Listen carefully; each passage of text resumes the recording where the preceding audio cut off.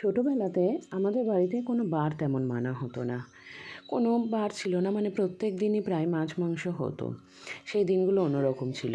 তারপর আস্তে আস্তে যখন বয়স বাড়তে থাকে, আস্তে আস্তে দেখলাম একের পর এক বার তৈরি হচ্ছে।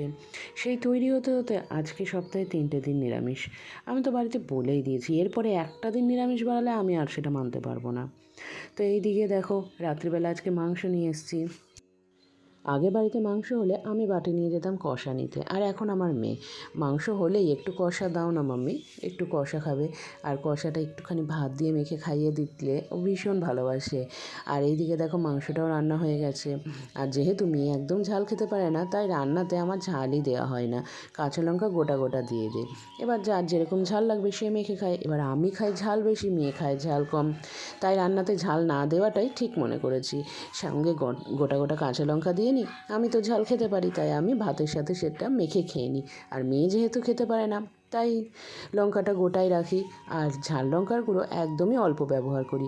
তবে এই দিনের মাংসটায় আমার হলুদের ব্যবহারটা একটু পরিমাণটা কম হয়ে গেছে, তাই রঙটা একটু অন্যরকম লাগছে। আর আমি যখন রান্না করি তখন মশলাগুলো সবসময় হাতে বেটেই রান্না করার চেষ্টা করি। এই পেঁয়াজ, রসুন, আদাগুলো, তাতে কি হয়, স্বাদটা বেশ সুন্দর হয়। আর এইদিকে এটা দেখতেও যেমন সুন্দর হয়েছিল, খেতেও কিন্তু খুব সুন্দর হয়েছিল। আর এই যে মেয়ের পাতে দেখো, ঝাল খাবে না, তা ওর পাতেই যেন বেছে বেছে লঙ্কাগুলো পড়ে। এইদিকে মেখে নিচ্ছি ভালো করে, মেখে নিয়ে ওকে খাইয়ে দেবো, আর সাথে সাথে আমিও খেয়ে নেব।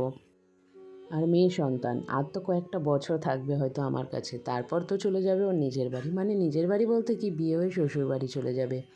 তখন হয়তো ওর খাবারটাও বেড়ে দেওয়ার কেউ থাকবে না, ওকে নিজেই নিজের খাবার বেড়ে নিজেই খেতে হবে। তাই যতদিন আমার কাছে আছে ততদিন এইভাবে আমি রান্না করে সবসময়তেই খাইয়ে দেওয়ার চেষ্টা করব। কারণ আমি না থাকলে তো আর এটাও পাবে না, তাই না বলো? চলো এবার খাওয়া দাওয়াটা শেষ করে নিই।